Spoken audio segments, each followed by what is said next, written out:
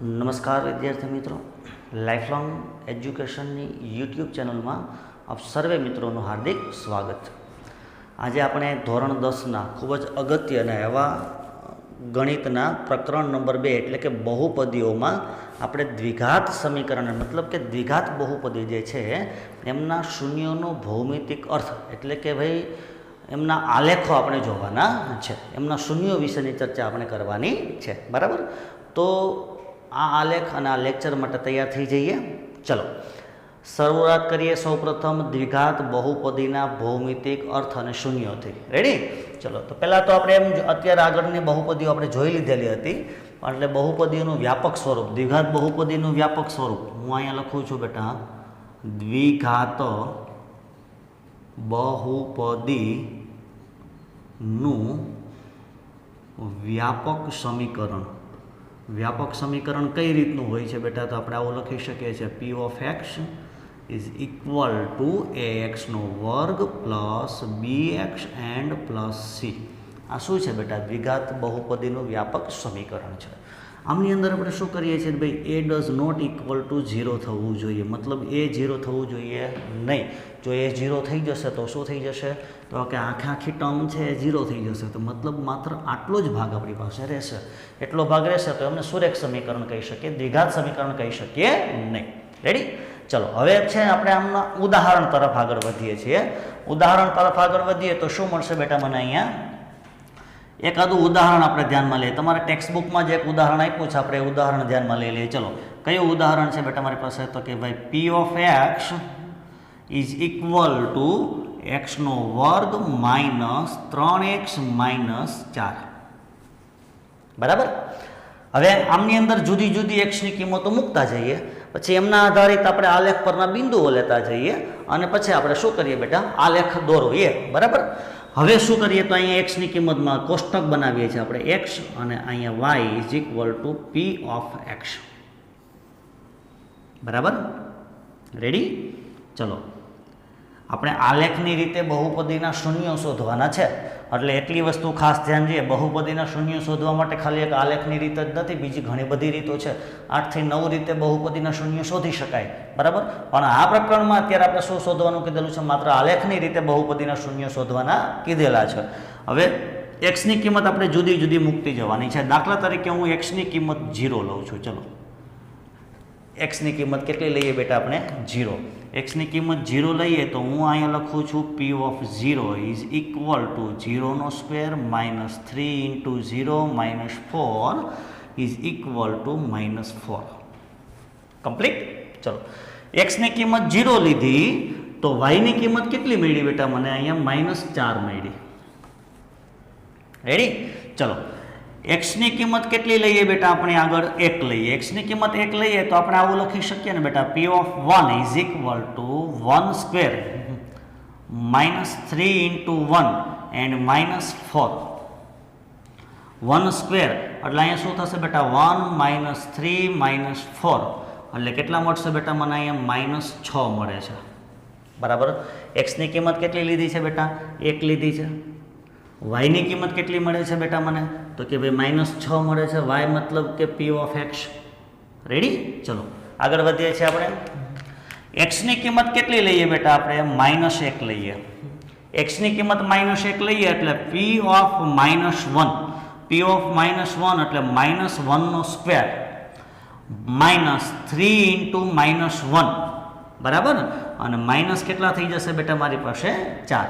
તો અહીંયા શું લખી શકીએ? -1 નો વર્ગ 1 થઈ જશે, પછી 3 × 3 અને માઇનસ માઇનસ પ્લસ એટલે +3 અને -4 મતલબ જવાબ શું મળે છે બેટા મને? અહીંયા 0.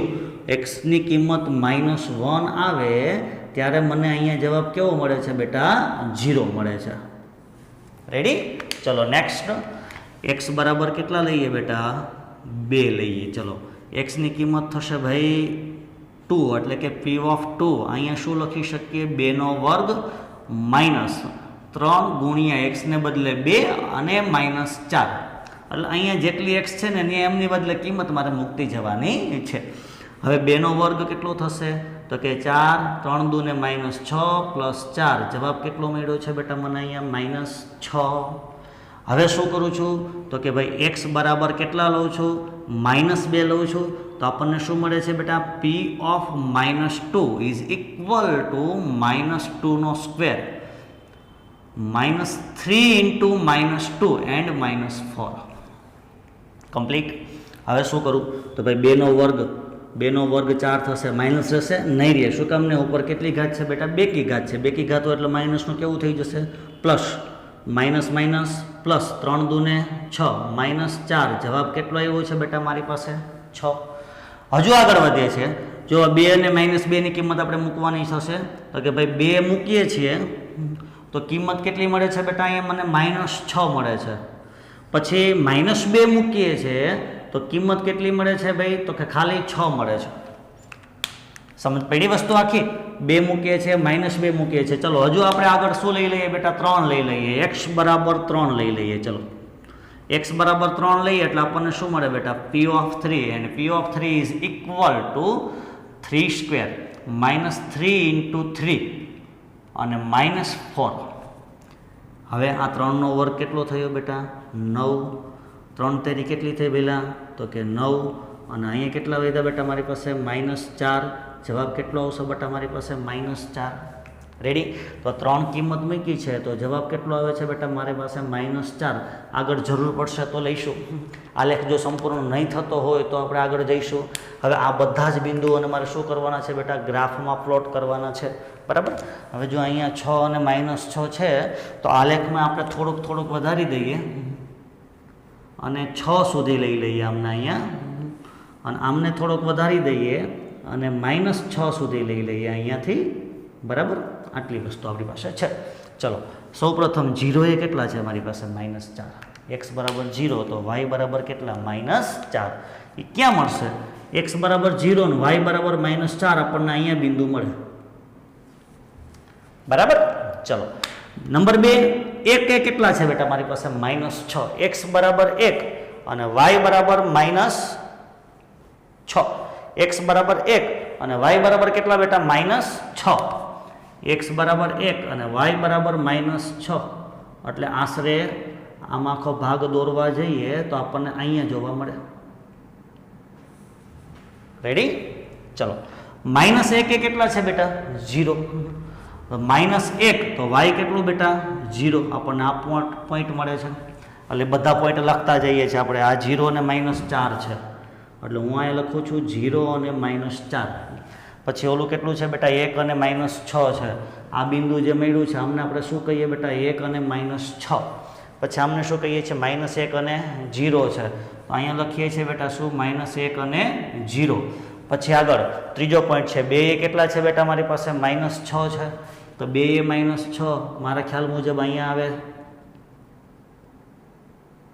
અહીંયા શું લખીએ છીએ બેટા તો કે ભાઈ 2 અને -6 કમ્પ્લીટ.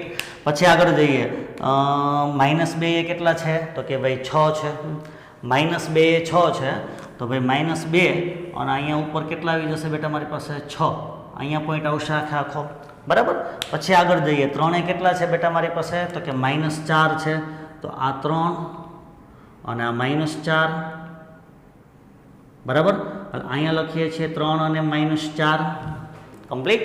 હજુ આગળ એક પોઈન્ટ લઈ લઈએ આપણે x બરાબર 4 લઈ લઈએ બરાબર. x બરાબર 4 લઈએ એટલે આપણને શું મળે છે p of 4 is equal to 4 square -3 into 4 -4. 4નો વર્ગ કેટલો થશે 16 થશે. અહીંયા કેટલા મળશે 12 -4 એટલે કેટલા મળ્યા બેટા મને અહીંયા જવાબ 0 કમ્પ્લીટ. તો અહીંયા જોવા જઈએ તો ભાઈ 4 એ કેટલા મળે છે બેટા 0 મળે છે એટલે અમને શું લખીએ બેટા 4 and 0. રેડી અહીંયા 4 અને એમની સાથે જવાબ શું મળે છે બેટા મને 0. હજુ આગળ તમે ઘણા બધા બિંદુઓ લઈ શકો છો. હવે પણ મારે વધારે બિંદુ નથી લેવા. શું કરું છું આ જે પણ કંઈ બિંદુઓ આપણને મળ્યા છે એમને આપણે આ બિંદુને નથી ચાલો જોઈન્ટ કરવું. આપણે જે પણ કંઈ બિંદુઓ અત્યારે મળ્યા છે એ બધા બિંદુઓને આપણે જોડીએ. હવે જોડીએ ફ્રી હેન્ડથી જોડવાના છે સ્કેલની મદદથી જોડવાના નથી. આખો આપણને કર્વ મળશે આખો CURVE કર્વ.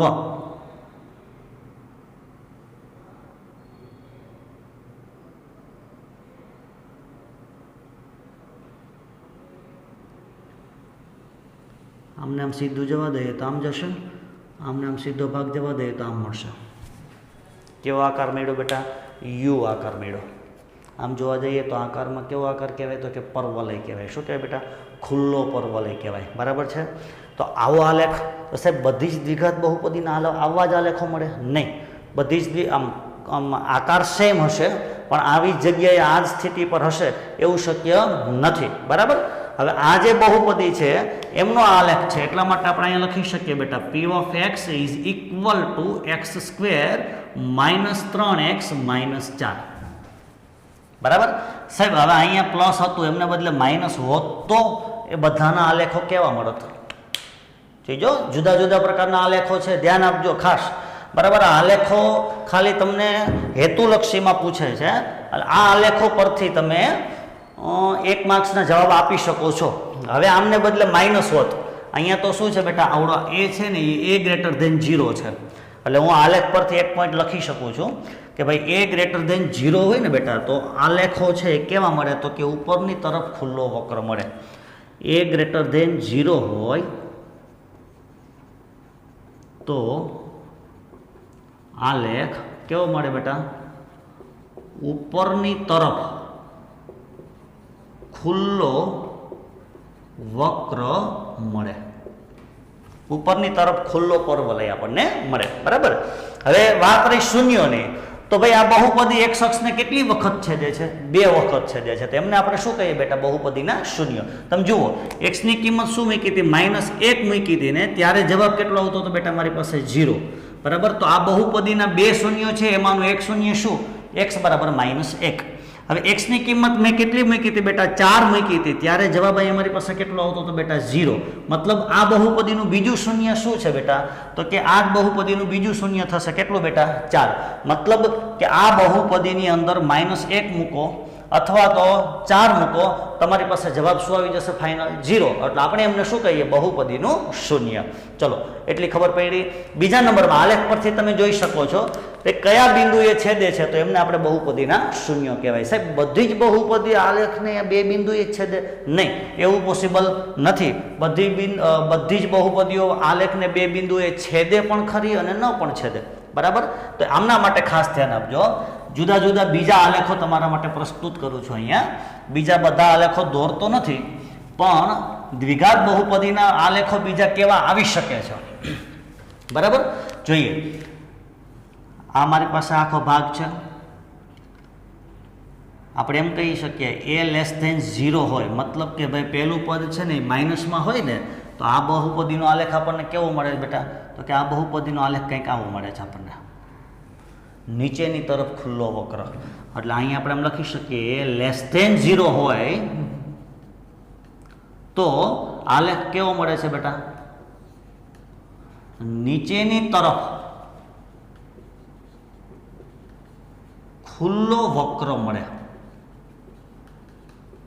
એ લેસ ધેન 0 હોય તો આલેખ કેવો મળશે બેટા? નીચેની તરફ ખુલ્લો વક્ર મળશે. સાહેબ અહીંયા કેટલી વખત છેદું છે બેટા? એક શખ્સને 2 વખત છેદું છે ભાઈ. તો કેટલા શૂન્ય મળે બેટા? 2 શૂન્ય મળે. 2 શૂન્ય સિવાયની બહુપદી? હા, એવી બહુપદી હોય છે. તમે પુસ્તકના પાના ફોરજો, ક્યાંક ક્યાંક તમને આવી બહુપદીઓ પણ જોવા મળશે કે જે માત્ર આલેખને એક જ બિંદુએ છેદે.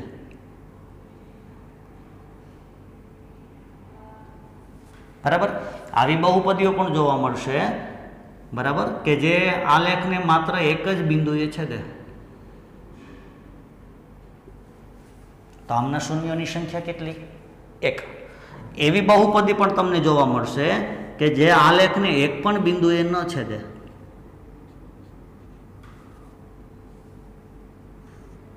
અત્યારે આપણે એક શખ્સને સમમિત બહુપદી આપણે જોઈએ છીએ, ચલવાળી બહુપદી જોઈએ છે. આમની અંદર આલેખના શૂન્યો મળતા બહુપદીના શૂન્યો મળતા નથી કારણ કે આલેખ એક શખ્સને છેદતો નથી. બરાબર. આને સંલગ્ન જ આખું આ એક શખ્સને કાં તો અહીંયા આલેખ હોય છે, કાં તો અહીંયા આલેખ હોય છે, કાં તો અહીંયા આલેખ હોય છે. બરાબર. કાં તો ઉપર તરફ ખુલ્લો વક્ર હોય છે, કાં તો નીચે તરફ ખુલ્લો વક્ર હોય છે. અહીંયા a ગ્રેટર ધેન 0 છે અને શૂન્યોની સંખ્યા કેટલી છે બેટા? તો કે 2 વખત છેદે છે એટલે શૂન્યોની સંખ્યા કેટલી છે બેટા? મારી પાસે 2. અહીંયા a ગ્રેટર ધેન શું છે બેટા? મારી પાસે a ગ્રેટર ધેન 0 છે. અહીંયા a લેસ ધેન 0 હતો. અહીંયા કેટલી વખત છેદે છે? એક જ વખત છેદે છે એટલે શૂન્યોની સંખ્યા કેટલી કહી શકીએ બેટા? 1. હવે અહીંયા શું છે બેટા તો કે ભાઈ એ લેસ ધેન 0 છે તો શૂન્યોની સંખ્યા શું કહી શકીએ પહેલા તો કે ભાઈ 1.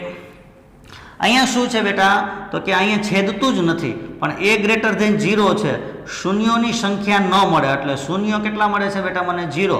અહીંયા આપણે એવો અર્થ પણ કાઢી શકીએ વાસ્તવિક શૂન્યોની સંખ્યા, મતલબ આવી બહુપદી જે હોય ને આને અનુસરતી જે બહુપદી હોય ને એ બહુપદીને વાસ્તવિક શૂન્ય ન મળે.